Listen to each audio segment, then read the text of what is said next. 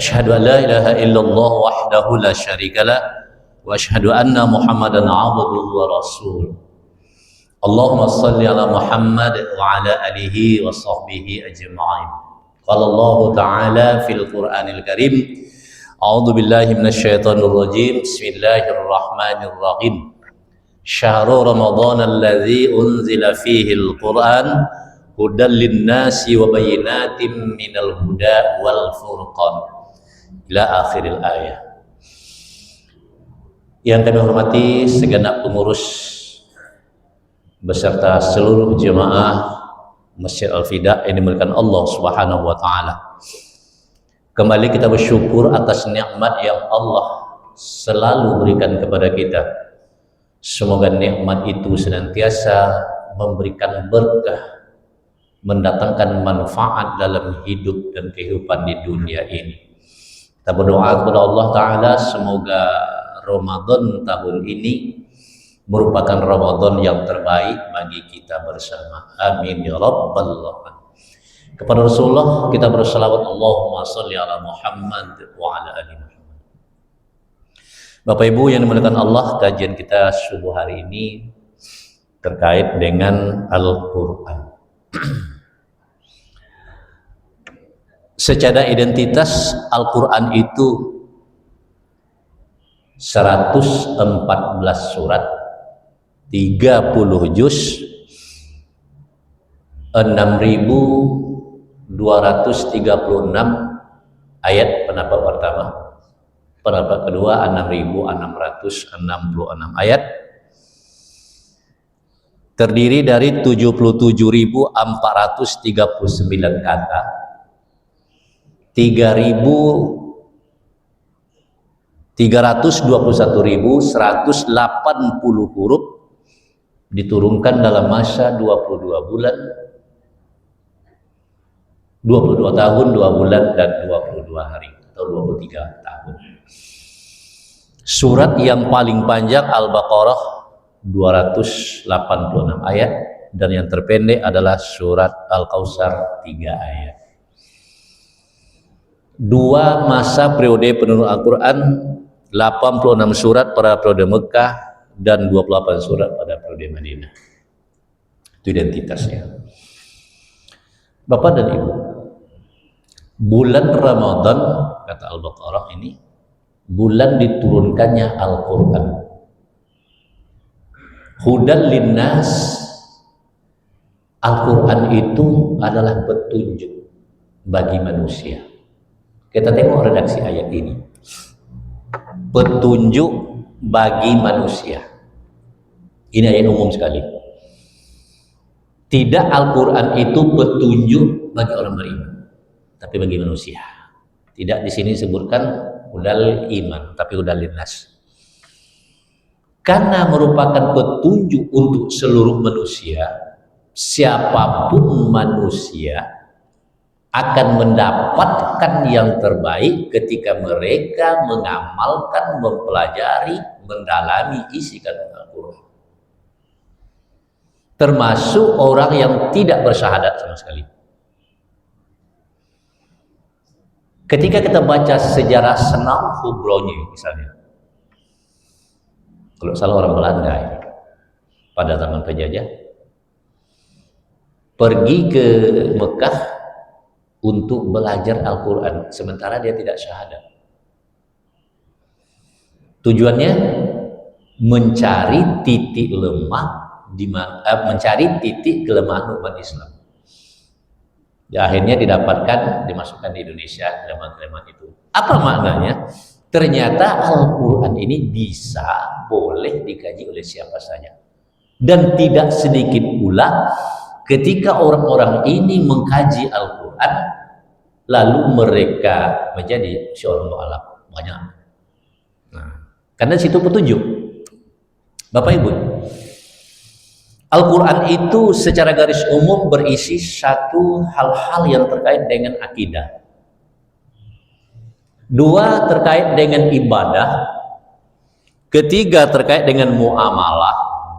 Yang keempat terkait dengan akhlak. Dan yang kelima terkait dengan sejarah.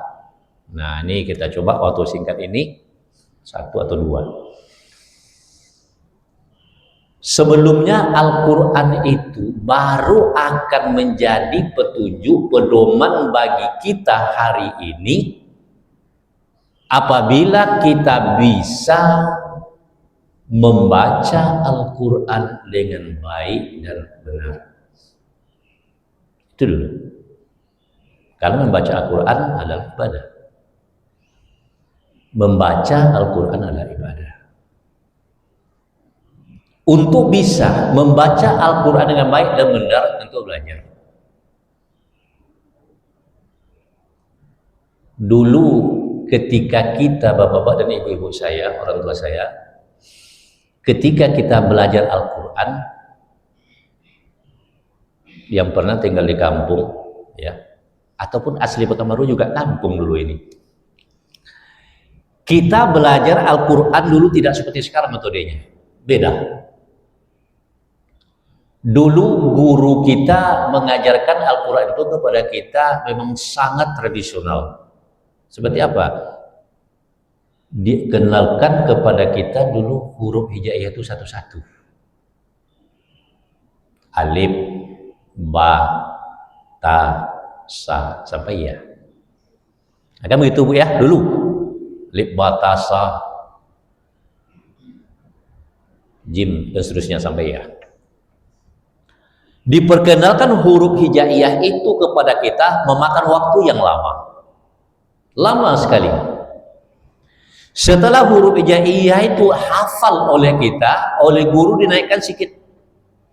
Karena ada dulu belajar Quran juz amma kecil situ kayak buku. Ya, sekarang mungkin masih ada. Setelah alif, ba, ta, sa, jim, ha, hodal itu masuk ke babak selanjutnya, memperkenalkan huruf dengan fathah. Alif itu dieja lagi Pak. Alif date a, ba date ba, ta date ta.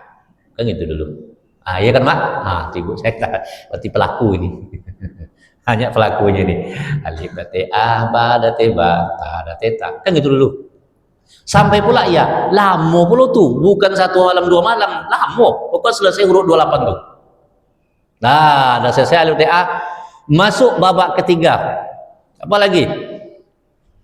Alif date a, alif bawa i, alif dapan u, a, i, u. Iya, hebat orang dulu tuh.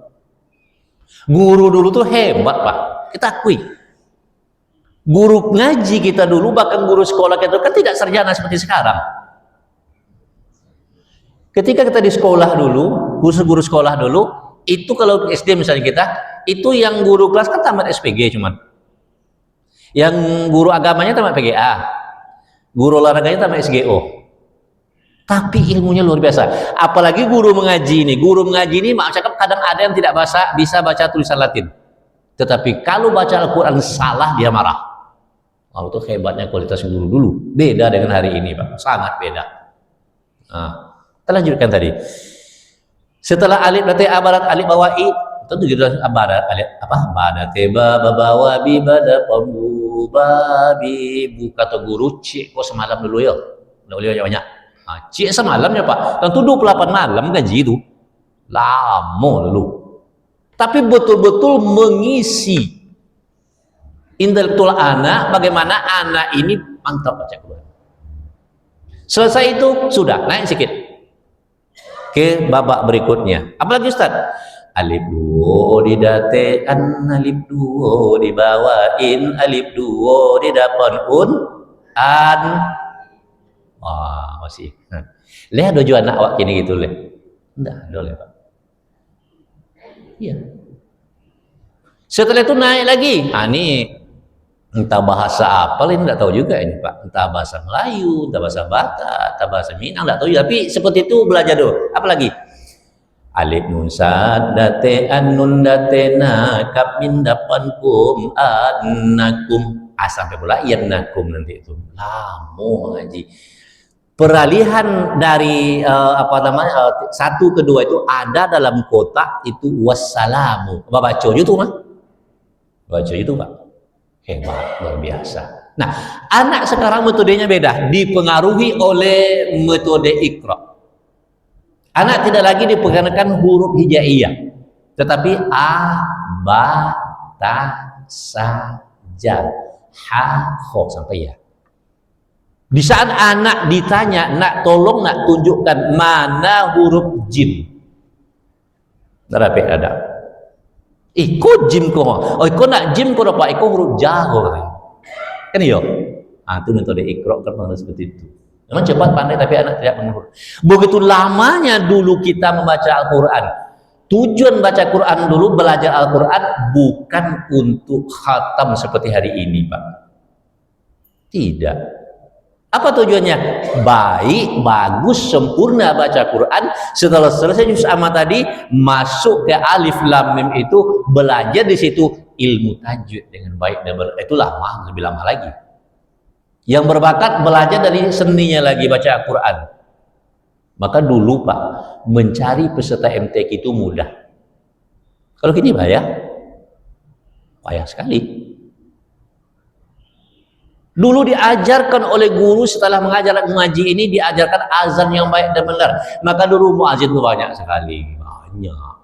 Kini anak kita tuh Pak, setiap tahun berapa banyaknya MDA di Pekanbaru ini. Setiap hari Ahad pagi kan didikan subuh tuh. Di mana-mana ya, mungkin jadi tidak. Didikan subuh setiap hari Ahad pagi, latihan azan, apa segala macam lah. Tapi sayang ketika tadarus, mana anak yang khatam kemarin? Hilang dari peredaran. Untuk muazin susah mencarinya.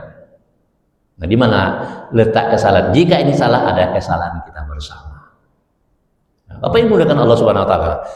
Supaya Al-Quran bisa menjadi petunjuk bagi kita, pertama tadi sudah kita pandai membaca. Nah, Al-Quran itu isi kandungannya pertama terkait dengan akidah, mengesahkan Allah Subhanahu Wa Taala, la ilaha illallah.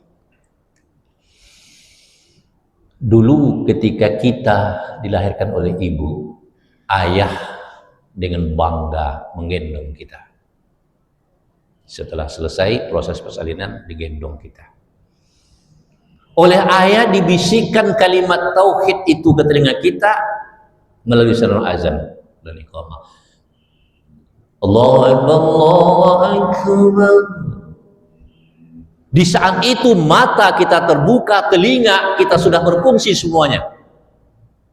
Walaupun sebelum itu kita menangis, tetapi ketika digendong oleh ayah, didengarkan suara azan ke telinga kita, kita diam. Kalau ditanya, wahai anakku yang mungil, yang ayah sayangi, yang ibu sayangi, tahukah engkau nak siapa yang menggendongmu? Jawab bayi, saya tidak tahu siapa. Wahai bayi, tahukah engkau nak apa nama kalimat tadi, apa nama suara yang didengarkan ke telingamu tadi? Saya juga tidak tahu itu apa namanya. Wahai bayi, tahukah engkau nak apa isi makna dari kalimat suara yang didengarkan ke telingamu tadi? Apa jawab kita? Kalau itu ditanya, saya paham, saya mengerti, makanya saya tidak menangis, saya diam, saya resapi kalimat itu. Ternyata wahai ayah dan ibu, wahai semuanya, kalimat inilah yang ternyata yang saya bawa, yang saya dengar pertama kali ketika saya berpindah dari alam rahim ke alam dunia, kalimat la ilaha illallah. Dengan kalimat ini saya masuk ke dunia. Dengan kalimat ini pula saya hidup di dunia. Dan dengan kalimat ini pula besok Allah panjangkan umur saya. Ketika saya syakaratul maut, saya juga akan membawa kalimat la ilaha illallah. Di saat itu juga dibisikkan ke telinga saya. Nah, sekarang kita di dunia dengan la ilaha illallah. Akidah. Mempertahankan nilai-nilai akidah bukan hal yang mudah. Akidah itu adalah pondasi. Pondasi harus kokoh. Masjid kita yang begini indah bisa naik tingkat, di situ dicor segala macam. Mengapa? Karena pondasinya ini kuat. Maka adukan semen pondasi dengan adukan semen dinding itu pasti berbeda. Nah, ketika pondasi itu kuat, insya Allah apapun yang terjadi aman. Nah, sekarang anak kita ini dia Pak, pondasinya sudah goyang. Sudah goyang. Ayat dibaca Pak Imam tadi, itu surah Luqman. La tusyrik billah, kata Luqman kepada anaknya. Janganlah kau syirikatkan Allah. Hari ini kita tidak akan menyembah selain Allah Bapak Ibu. Iya, kita tidak menyembah batu, kita tidak menyembah patung, kita tidak menyembah kayu, kita tidak menyembah hewan. Tetapi perbuatan-perbuatan kecil yang mengarah kepada perbuatan syirik itu banyak hari ini. Banyak sekali. Merusak nilai-nilai ibadah yang kita lakukan. Lalu bagaimana caranya mempertahankan nilai-nilai akidah? Tentu kita mantapkan pengamalan, pemahaman terhadap 6 rukun iman. 6 rukun iman. Iman kepada Allah Subhanahu wa ta'ala, Rabb yang maha segala-galanya, mempunyai asmaul husna. Allah itu hurufnya alif, lam, ha. Alif, lam, ha. Allah. Banyak ayat Allahu la ilaha illa huwal hayyul qayyum. Ketika alifnya kita hapus misalnya, dia dibaca lillah. Tidakkah berubah makna sama sekali? Lillahi ma fis samawati wa ma fil ardh. Lalu lamnya kita coret lagi. Ketika alif kita coret misalnya dalam tulisan, dia dibaca lillah. Lalu ketika lamnya dicoret, dia menjadi lahu. Lahu ma fis samawati wa. Di situ juga Allah dimaksud.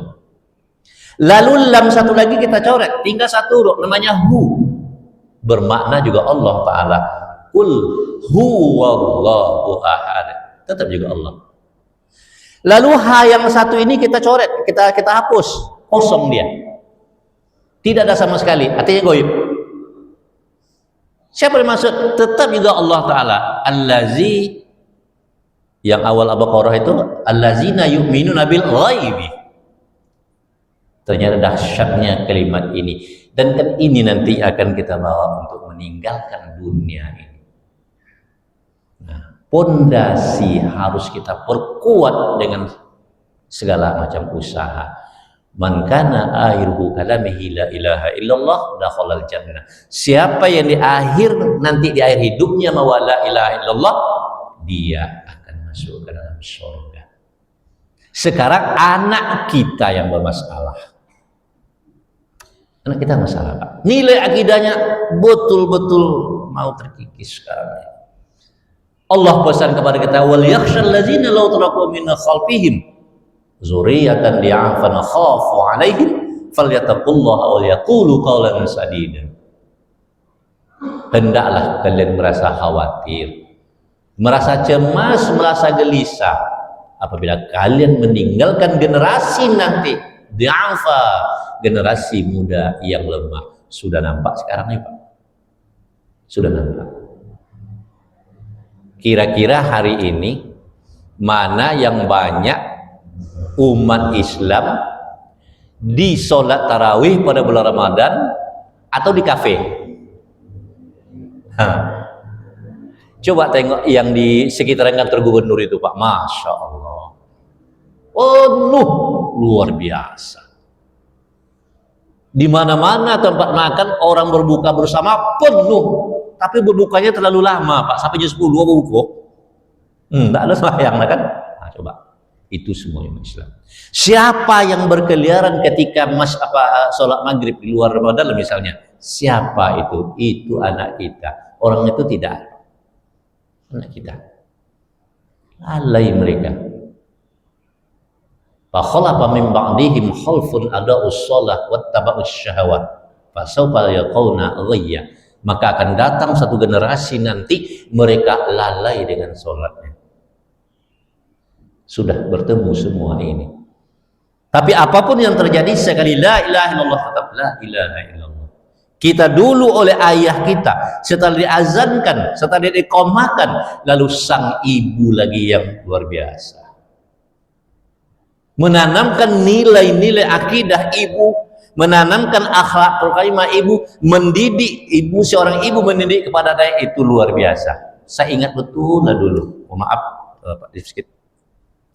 Dulu ketika di kampung, kata di kampung lagi ya, anak yang bayi itu kan dimasuk buayan, ya ibu ya, buayanya kan dari kain panjang itu, nah pakai tali di sini kan, nah tali di sini ke atas, gitu, buaya gini kan gitu buaya dulu, ya pak ya, bapak tinggal tuh, itu kan ada senandung lagunya itu pak,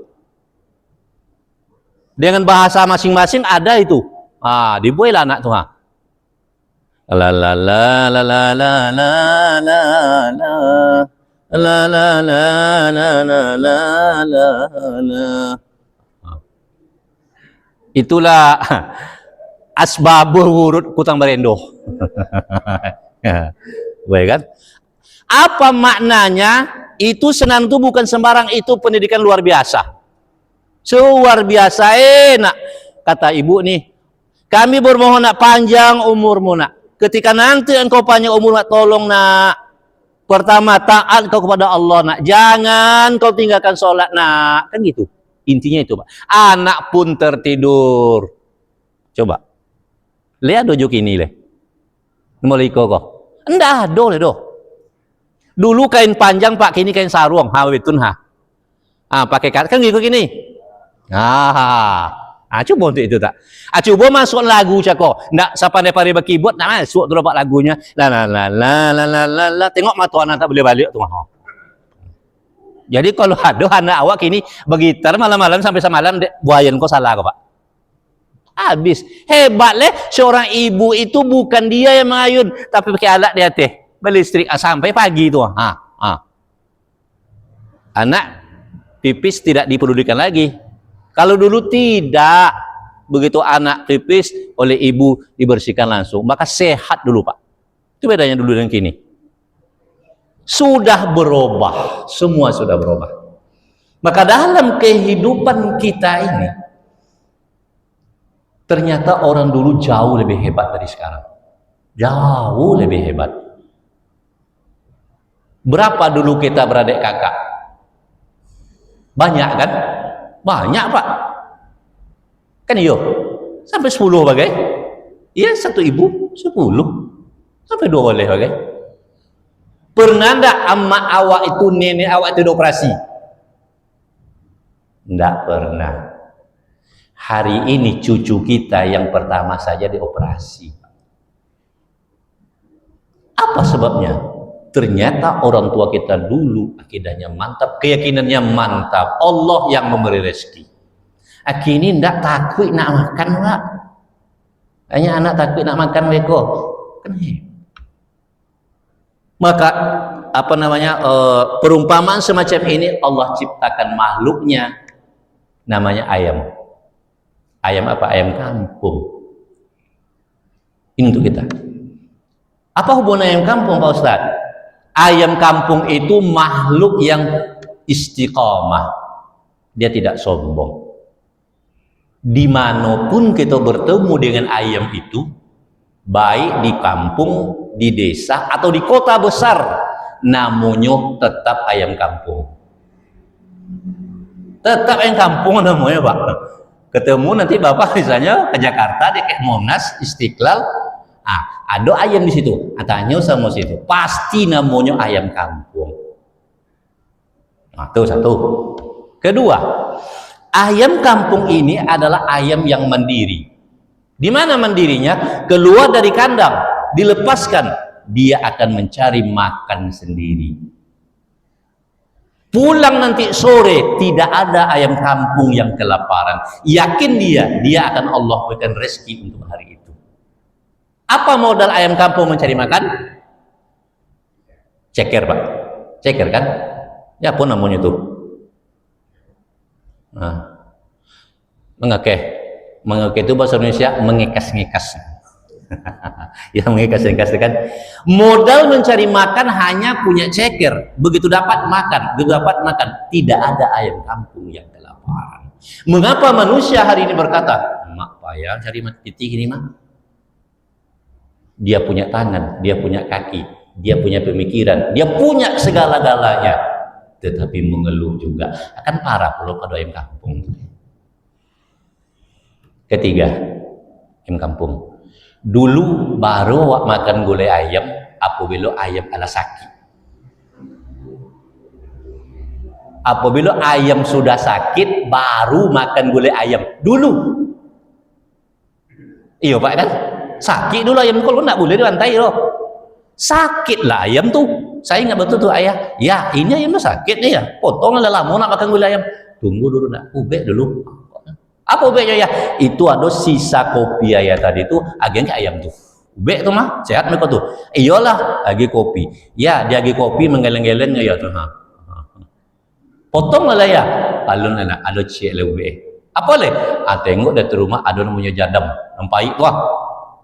Dia agak jadam tadi. Dek pai alah untuk ulai tumbang ayam tuh sekali. Begitu tumbang ayam baru pisau disembelih bismillahirrahmanirrahim. Baru makan gulai ayam dah sakit ayam. Hebatnya Pak, dulu yang awak makan tuh ayam sakit tapi sehat awaknya. Kini nanti makan ayam sehat ki awaknya Pak. Nah, di mana salahnya kok Pak? Kan iya.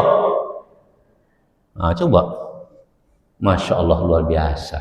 Kenapa awak makan kini kan bukan ayam kampung Pak, ayam kota. Ayam kota tuh ayam paling bodoh. Nggak pandai mencari. Coba tengok Pak, nggak pandai mencari seketek juga. Anggota tubuh sama aja yang kampung tadinya punya ceker juga. Nggak pandai mencari seketek juga Pak. Kalau dia makan, kalau indah lah. Nah, coba bayangkan, ketika kita menengok dekat kandang tuh adonan sakit-sakit tanggung, inyo akan menyingkir dari kawan-kawannya tuh Pak. Kawannya bertambuh makan inyo menung saja tuh. Sudah pasrah. Makanya Bapak dan Ibu kalau ada kawan-kawan gue teroyong indah amuh kama saji indah amuh pokok indah cik jodoh apa sangkala aku ragilah makan ayam kota tuh itu nyaki ayam mongak tuh.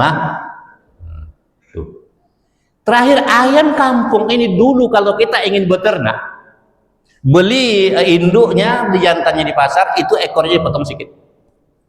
Untuk apa? Untuk tanda supaya tidak tertukar. Begitu nanti ayam itu kita beli, kita kandangkan dulu, dikurung dulu paling lama 3 hari atau 4 hari. Dikurung dulu Bapak Ibu. Hari keempat lepaskanlah.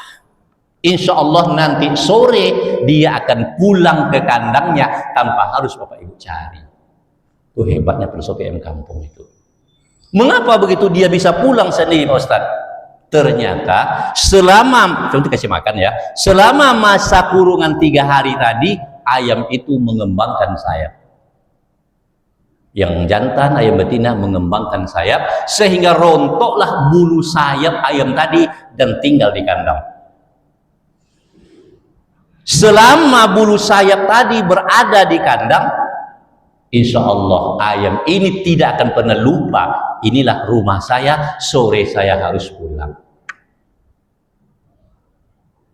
Kita 30 malam dididik oleh Ramadan, dikurung oleh Ramadan 30 malam di masjid. Lah habis Ramadan lalu pojo masjid. Nah, kan parah pada ayam tuh leh. Caranya kemana Ustaz? Caranya mudah. Besok malam takbir, untuk ayam pelawara. Malam takbir besok cabut bulu hidung tadi konsen tuh. Insya Allah nak lupa je masjid. Terima kasih. Assalamualaikum warahmatullahi wabarakatuh.